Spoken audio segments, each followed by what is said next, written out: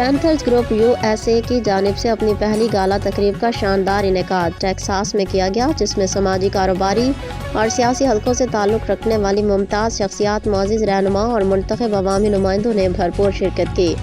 اس تقریب کا مقصد قیادت، اشتراک عمل اور کمیونٹی رابطوں کو فروغ دینا تھا۔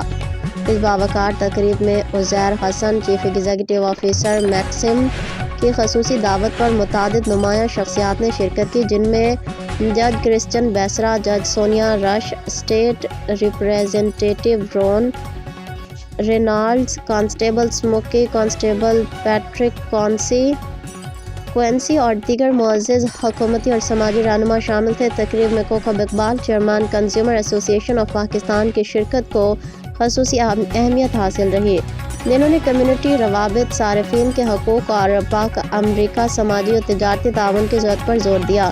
ان کے ہمراہ ارتضیٰ، رانا اکبر نقوی اور عمر خان بھی موجود تھے۔ مہمانوں نے پینتھرز گروپ USA کی اس کاوش کو سراہتے ہوئے کہا کہ اس نوعیت کی تقریبات نہ صرف مختلف کمیونٹیز کو قریب لاتی ہیں، بلکہ قیادت، اعتماد اور مشترکہ ترقی کے نئے مواقع بھی پیدا کرتی ہیں۔ تقریب کا اختتام باہمی تعاون کے عزم، مستقبل میں مشترکہ اقدامات اور کمیونٹی ترقی کے لیے مثبت پیغام کے ساتھ ہوا۔